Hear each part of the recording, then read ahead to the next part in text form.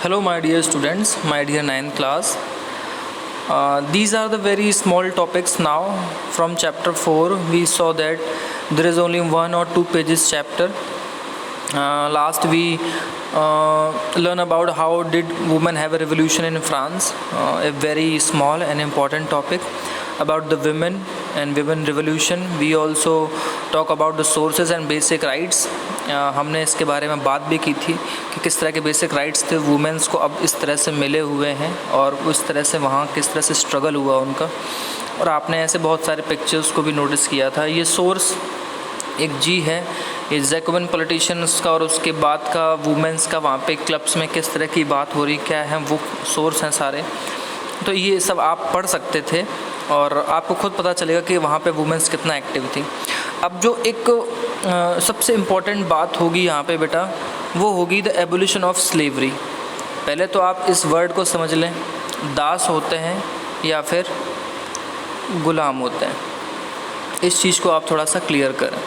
और एबोलिशन का मतलब होता है किसी चीज़ का ख़त्म हो जाना, खात्मा, ठीक, या किसी भी तरह से उसको पूरी तरह से हटा देना, मतलब आप समझ रहे हैं ना। तो स्लेवरी, गुलाम, दास होना, ये सब एक कॉमन टाइम था उस टाइम पे।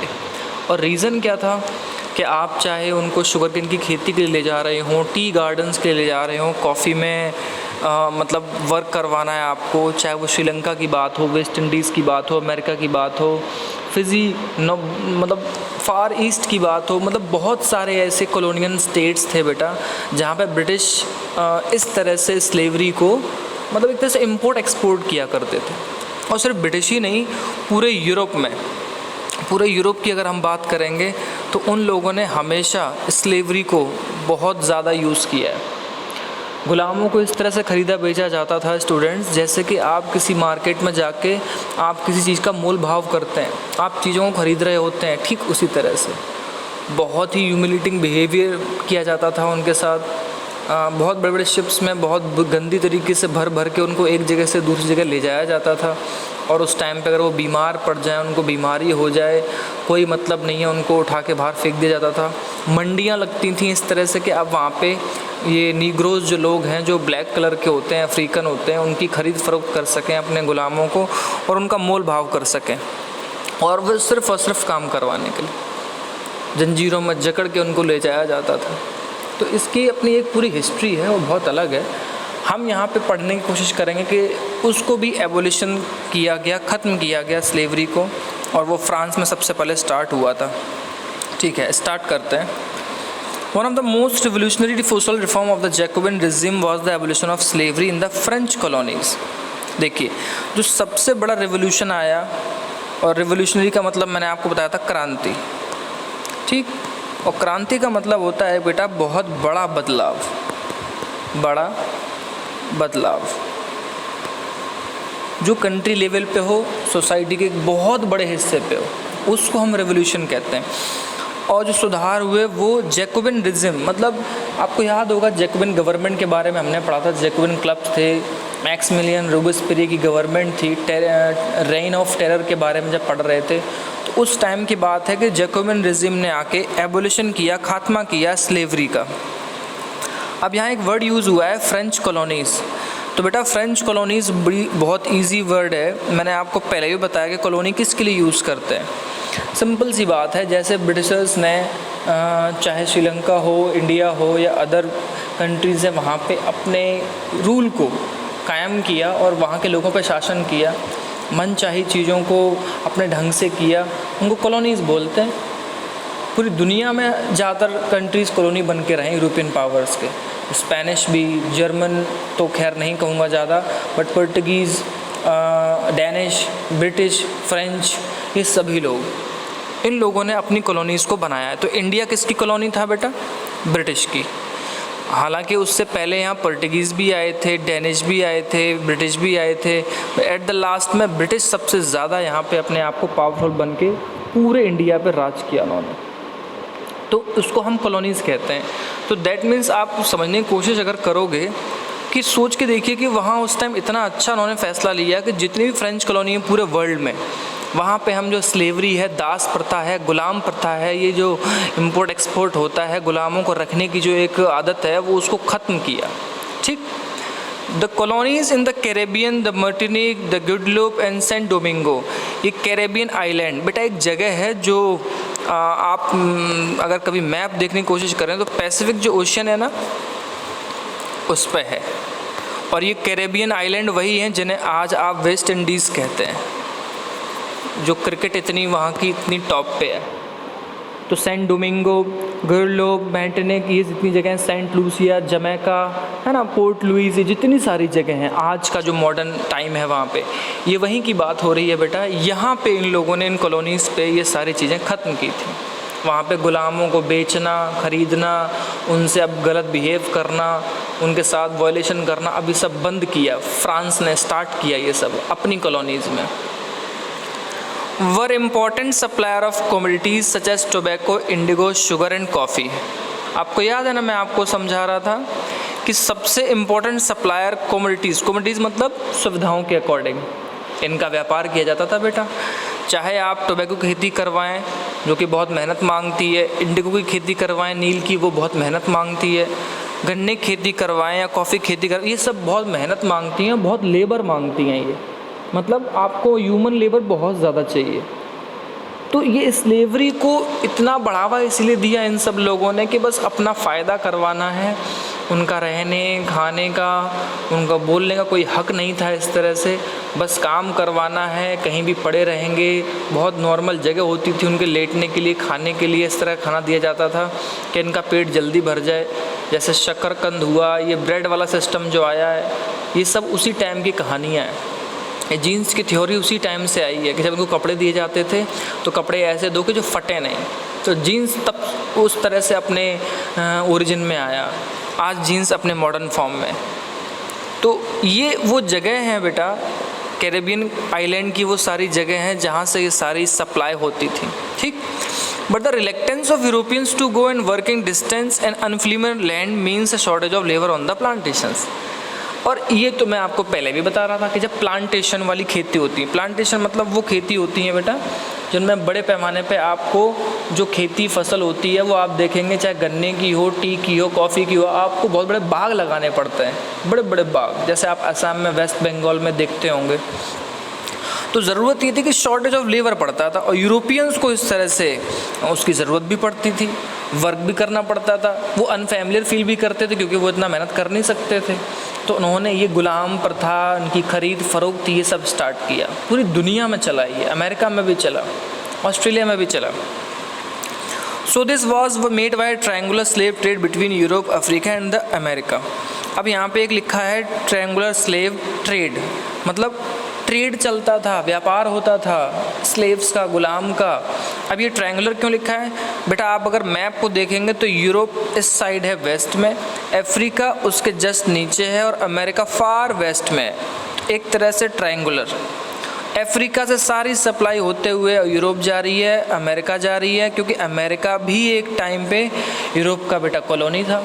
और जो यहाँ के भी रेड इंडियंस लोग थे, ब्लैक, कहाँ के? अमेरिका के, वो भी भर भर के यूरोप पे ले जाए जाते थे, और यूरोप से अफ्रीका, क्योंकि अफ्रीका में बड़े बड़े जो प्लांटेशंस की फार्मिंग होती थी वहाँ पे उन लोगों को काम करवाया जाता था। ये मेहनती होते थे, इनकी फ़िज़िकल अपीयरेंस बहुत अच्छी मानी जाती थी, इसलिए इनसे काम करवाने के लिए इस तरह से ढोया जाता था।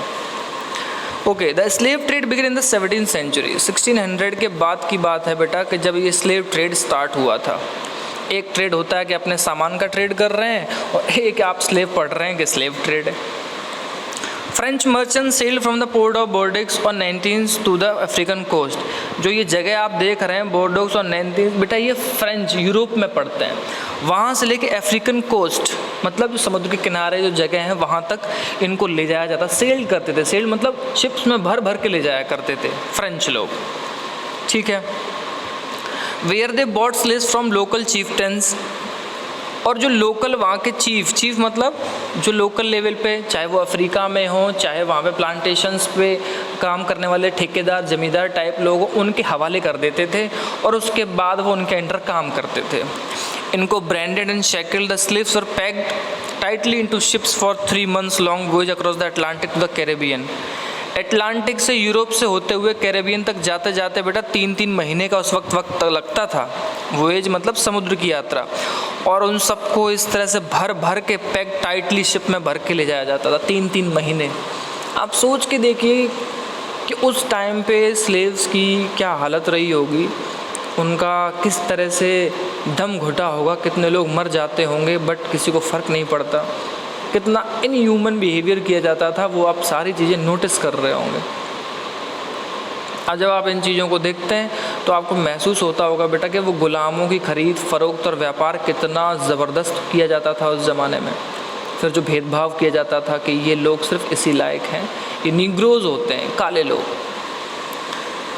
they were sold to plantation owner। मैंने बताया था ना आपको, जो प्लांटेशन ऑनर होते हैं, मालिक होते हैं, उनको बेच दिया जाता था। The exploitation of slave labor made it possible to meet the growing demand in European market for sugar, coffee and indigo। अब जो ये एक्सप्लॉयटेशन कर रहे हैं, शोषण कर रहे हैं, उनको दिन रात काम करवा रहे हैं स्लेव से, तो वो जो लेबर थी ना, उसको बहुत ज़्यादा ग्रोइंग डिमांड थी यूरोप में, क्योंकि मार्केट शुगर, कॉफ़ी, इंडिगो का उस टाइम बहुत फल फूल रहा था। मैं आपको पहले ही बता चुका हूँ बेटा, ये सारी की सारी ना प्लांटेशन फार्मिंग होती हैं, ये बहुत मेहनत मांगती हैं, बहुत लेबर मांगती हैं। तो ये हालात थे यूरोप में, अफ्रीका में, और स्लेव्स का किस तरह क्या हाल था वो आप एक शॉर्ट डिस्क्रिप्शन पढ़ रहे हैं, क्योंकि इस चैप्टर में सिर्फ इतना ही दिया हुआ है। बाकी की चीज़ें तो आप कभी किसी और टाइम पढ़ेंगे, जानेंगे, समझेंगे। मूवीज़ भी बहुत ढेर सारी बनी, उसमें दिखाया गया है कि किस तरह का एट्रोसिटीज़ और ह्यूमिलेशन उनके साथ किया जाता था। ऑस्कर अवार्ड विनिंग मूवीज़ भी बहुत सारी आई हैं। तो ये एक हिस्ट्री है, ये दिखाया गया है कि ये क्या क्या हुआ है उनके साथ। Port cities like Bordeaux and Nantes owned their economic prosperity the flourishing slave trade।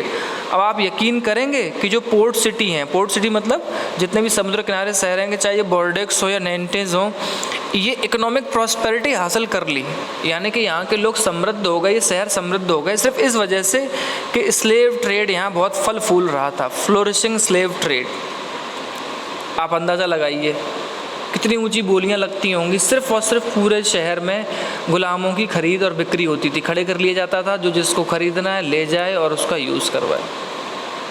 ये हालात उस टाइम थे। ठीक है, आगे देखते हैं। Throughout the 19th century there were little criticism of slavery in France. अब बेटा 18th century का टाइम, सॉरी 18th century यानी 700 के बाद एक थोड़ा सा मतलब क्रिटिसाइज़ किया जाने लगा है स्लेवरी सिस्टम को फ्रांस में। क्रिटिसाइज़ मतलब आलोचना हो रही है कि ये गलत हो रहा है, वो भी ह्यूमन है, उनके साथ बिहेव प्रॉपरली होना चाहिए, उनको हम ऐसे ख़रीद फरोख्त नहीं कर सकते, उनको इस तरह से बुरी तरह क्रूएलिटी से हम बिहेव नहीं कर सकते हैं। The National Assembly held long debates about whether the right of men should be extended to all French subjects including those in the colonies। National assembly में फिर एक बहुत लंबी बहस होने लगी। किस वजह से? कि राइट्स जो मैन के हैं वो मिलने चाहिए, उनको बढ़ना चाहिए कहाँ तक? सारे फ्रेंच के उस लोगों तक जहाँ पे उनकी कॉलोनीज़ भी हैं। फ्रेंच की जो कॉलोनी है बाहर, चाहे वेस्ट इंडीज़ में हो, कैरेबियन हो, चाहे अफ्रीका में कहीं भी हो, वो राइट्स ऑफ मैन है, उनको हर जगह वो अधिकार मिलने चाहिए, सिर्फ फ्रांस में ही नहीं मिलना चाहिए। नेशनल असेंबली में बहस की जाने लगी। But it did not pass any law fearing opposition from businessmen whose income depended on the slave trade। लेकिन दिक्कत ये थी कि ये लॉ पास नहीं हो पाया। क्यों? क्योंकि वहाँ के लोगों को डर था कि जो बिजनेसमैन हैं जिनकी इनकम डिपेंड है इस पे, स्लेव ट्रेड पे, वो ख़त्म हो जाएगी, और जो बड़े बड़े पॉलिटिशियंस हैं जो रुपए खाते हैं, सरकारों को टैक्स मिलता है, रुपए लेते हैं, वो बंद हो जाएगा। इसलिए ये बहुत बड़ा मुद्दा बन गया अपने आप में। आगे देखते हैं। It was finally the convention which is 1794 legislation to free all slaves in the French overseas possessions। और उसके बाद कोशिश होते होते बेटा फाइनली जो लॉ बन गया 1794 में, ताकि सभी गुलामों को, दासों को मुक्त किया जाए। फ्रेंच की ओवरसीज़ पोजेशंस यानी कि फ्रेंच के लोगों की जहाँ ओवरसीज़, जिस देश में, जिस कंट्री में जिस तरह से उनकी कॉलोनीज़ बनी हुई है, वहाँ सब जगह से उनको मुक्त किया जाए। ये लॉ बन गया वहाँ पर। This however turned out to be a short-term measure। 10 years later Napoleon reintroduced slavery।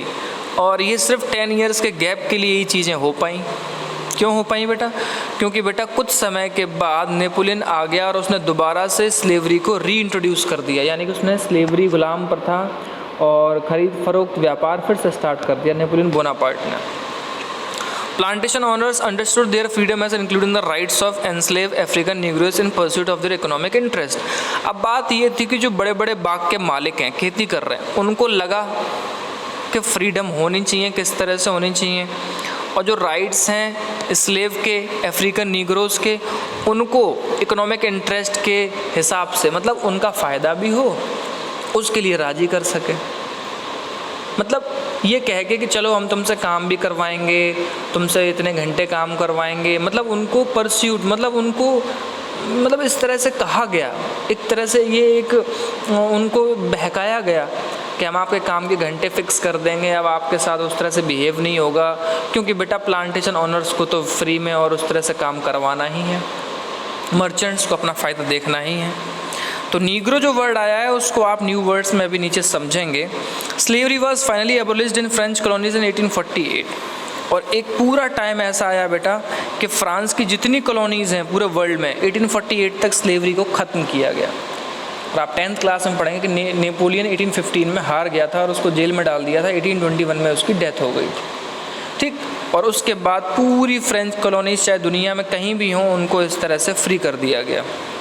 ये देखिए, ये एक पिक्चर पोर्ट्रेट बनाया है, ये फ्रेंच में कुछ लिखा है, और ये फ्रेंच का नेशनल फ्लैग है, और ये एक महिला है जो इस तरह के अच्छे कपड़े लेके आ रही है। ये स्लेव्स के साथ अच्छा बिहेव करते हुए फ्रेंच सिटीजन्स को दिखाया गया है। उसका मतलब ये है कि 1794 के बाद ये दिखाया गया कि राइट्स ऑफ मैन की बात होगी, और अब हम गुलामों को आज़ाद कर रहे हैं, उनको बराबरी का दर्जा दे रहे हैं। आप देख सकते हैं ना, वो उसके बराबरी पे हाथ रख के खड़ा हुआ है, जबकि पहले तो वो उनको टच करना तक पसंद नहीं करते थे। तो ये सारी बातें थी। अब जब न्यू वर्ड्स पे आप आएंगे स्टूडेंट्स, तो नीग्रोज बहुत ही कॉमन वर्ड है। ये टर्म यूज़ होता है अफ्रीका के इंडिजीनियस पीपल। इंडिजीनियस पीपल का मतलब होता है वहीं के रहने वाले लोग, निवासी, वहीं के रहने वाले। कहाँ के? अफ्रीका के। जैसे आपके लिए कहा जाए इंडिजीनियस पीपल ऑफ इंडिया, यानी कि इंडिया के ही रहने वाले लोग, बाहर से ना आए हों। और साउथ ऑफ द सहारा के रहते हैं, सहारा डेजर्ट है बेटा नॉर्थ की तरफ, तो उसके साउथ में अफ्रीका में ही रहते हैं। ये derogatory term not in common use any longer, और उसके बाद इस टर्म को कभी भी यूज़ नहीं किया गया, क्योंकि नीग्रो जो एक वर्ड है वो एक तरह से किसी को गाली देने के लिए, किसी को स्लेव दिखाने के लिए यूज़ किया जाता था, अब यूज़ नहीं किया जाता है। और एमेंसिपेशन एक वर्ड है, उसका मतलब होता है किसी चीज़ को फ्री कर देना, एक ऐसा एक्ट ले आना, एक ऐसा काम करना जब आप किसी को आज़ाद कर देते हैं। जैसे कि फ्रेंच में क्या कहते हैं, फ्रेंच सोसाइटी में वहाँ के लोगों को कर दिया गया था, किसको? जो बेचारे नीग्रोस थे उनको। और एमेंसिपेशन का मतलब ये, द एमेंसिपेशन ऑफ स्लेव्स, यानी कि उनको फ्री किया गया है। अब उनके आज़ादी के दिन आए हैं, अब उनको उस तरह से बिहेव नहीं किया जाएगा जो कि इतने सालों तक उनके साथ होता आया है। छोटे छोटे टॉपिक हैं, बहुत अच्छे हैं, समझने में भी अच्छे हैं। फिर जो आपका नेक्स्ट टॉपिक आएगा वो रिवोल्यूशन एवरीडे लाइफ होगा, और ये आपका लास्ट चैप्टर होगा, ठीक। तो वो हम कल करेंगे, और इस पूरी यूनिट को फिनिश करेंगे कल हम, यूनिट 1, ठीक। आफ्टर दैट सारे क्वेश्चन आंसर्स प्रॉपरली करवाए जाएंगे, और थोड़ी सी प्रैक्टिस भी होगी टेस्ट की, वो बाद में होगा। पहले हम इसको पूरा सा आपको अच्छे से प्रिपेयर करवा देते हैं, नोट्स वगैरह, क्वेश्चन आंसर्स, और आफ्टर दैट कल हम ये चैप्टर फिनिश करेंगे। Okay students, thank you, have a nice day.